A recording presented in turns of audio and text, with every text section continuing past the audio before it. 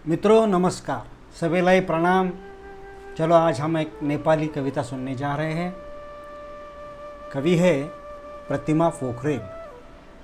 आप नेपाल से है, अतः नेपाली भाषा में कविता सुनाने जा रही है। आपकी कविता का नाम है अपील और यह कविता गद्य कविता है। प्रतिमा जी ने इस कविता में बहुत ही गहराई से देश के प्रति जो प्यार का चित्रण किया है वो लाजवाब है। मातृभूमि सबसे प्रिय होती है, वो अपनी माँ की तरह होती है और इसलिए उस मातृभूमि की मात्र रक्षा करना या उसके ऊपर कविता लिखना इतना ही नहीं तो मातृभूमि की जो देन होती है या मातृभूमि में जो प्राकृतिक धरोहर होती है, सालों से चले आ रही है, वर्षों से चले आ रही है, युगों से चले आ रही, वो धरोहर संजोने का काम हर एक नागरिक ने करना चाहिए। इस तरह की अपील है। मित्रों, मातृभूमि पर प्रेम करना, मातृभूमि के हर अंग पर, यानी कि प्राकृतिक अंग जैसे कि हम नदियाँ कहते हैं, वादियाँ कहते हैं, पेड़ पौधे से लेकर के प्राचीन जितने भी प्राकृतिक अंग है उन सभी में मातृभूमि का साज बसा होता है। वही मातृभूमि की खासियत होती है। मात्र नक्शा, एक देश का नक्शा, यह देश नहीं होता। उस देश में जीवित चराचर जो है वो सब मिलकर के देश होता है। लोगों की महत्वाकांक्षाएं, लोगों की जीने की परंपराएं, उसकी प्रति जीवन की धारणाएं, इन सबसे मिलकर ही हम मातृभूमि को मातृभूमि कहते हैं।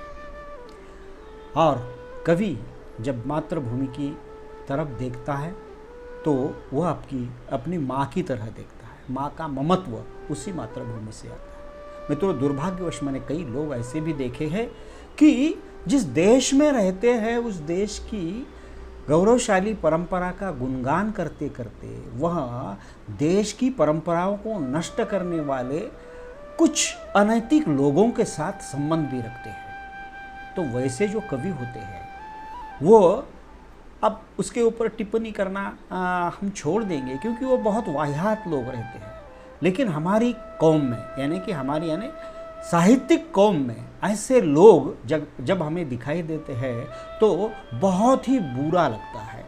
वैसे कि ये इंसान की औलादे नहीं है। ऐसा लगता है कि जो मातृभूमि को छलने वाले, मातृभूमि को तकलीफ पहुंचाने वाले, उस देश में रहने वाले लोगों के खिलाफ कुछ करने वाले लोगों के साथ, गुंडों के साथ, कोई बहुत बुरी शक्तियों के साथ संबंध रखते हैं। और दूसरी ओर कविता तो अपने देश पर भी लिखते हैं, समाज पर लिखते हैं, प्यार पर लिखते हैं। ऐसे बहुत सारे कमीने लोग आजकल इस सामाजिक संजाल के युग में काव्य में घुसे हैं। तो बात करते हैं सिर्फ प्रतिमा पोखरेल जी की। प्रतिमा जी ने अपने देश के प्रति जो प्रेम है वो सिर्फ प्रेम व्यक्त नहीं किया है, तो लोगों को अपील की है कि इस देश की धरोहर को, इस मातृभूमि में जो चीज़ें हैं, जैसे कि पत्थर पर क्यों न हो, उसको हमें सदैव के लिए, हमेशा के लिए उसको संजो कर रखना है। मेरे मातृभूमि की देन है।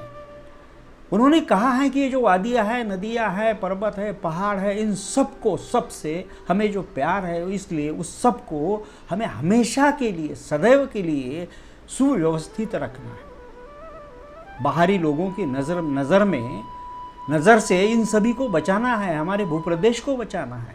इतनी गहराई में जाकर मातृभूमि का वर्णन करती पोखरेल जी सभी को अपील कर रही है। तो चलो सुनते हैं प्रतिमा पोखरेल जी की अपील। माथि माथि सोलुका ढुङ्गा पराईलाई बेचिनुहुन्न। माथि माथि सोलुका ढुङ्गा पराईलाई बेचिनुहुन्न। तल मेचीमा ढलेका जङ्गे पिल्लर उठाउनुपर्छ। महाकालीको पानी थाहै नपाई सुक्नुहुन्न। महाकालीको पानी थाहै नपाई सुक्नुहुन्न। कञ्चनपुर र डडेलधुराको तिर्खा मेटाउनु पर्छ। कञ्चनपुर र डडेलधुराको तिर्खा मेटाउनु पर्छ। उसलाई जाडो भयो भन्दैमा उसलाई जाडो भयो भन्दैमा देश नै नाङ्गिनुहुन्न। उसलाई जाडो भयो भन्दैमा देश नै नाङ्गिनुहुन्न। देश नङ्ग्याउनेलाई जेलभित्र पसाउनु पर्छ। चुरे भाबरको गिटी बालुवाले ऋण कटाउनुहुन्न। चुरे भाबरको गिटी बालुवाले ऋण कटाउनुहुन्न। लिम्पिया धुरामा लगेर बस्ती बसाउनु पर्छ। लिम्पिया धुरामा लगेर बस्ती बसाउनु पर्छ। आमाको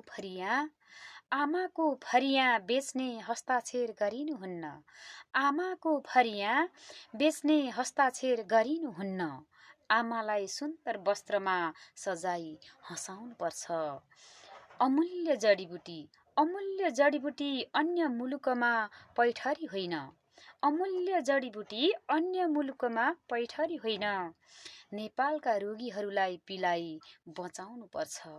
नेपालका रोगीहरूलाई पिलाई बचाउनु पर्छ।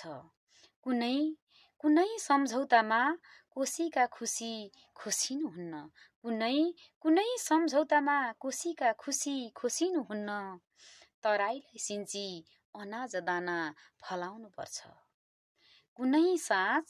कुनै साँझ गण्डकीलाई बन्दकीमा बाँधिनुहुन्न। कुनै साँझ गण्डकीलाई बन्दकीमा बाँधिनुहुन्न। खोली विकासका दुवार चट्टानलाई यहाँ गलाउनु पर्छ। खोली विकासका दुवार चट्टानलाई यहाँ गलाउनु पर्छ। दार्चुलाको सडक कुनै विस्तारवादको होइन। दार्चुलाको सडक कुनै विस्तारवादको होइन। पुगेर त्यहाँ पाउको माटो बचाउनु पर्छ। मातृभूमिको अङ्ग अङ्गमा घाउ लाग्नुहुन्न। मातृभूमिको अङ्ग अङ्गमा घाउ लागिनुहुन्न।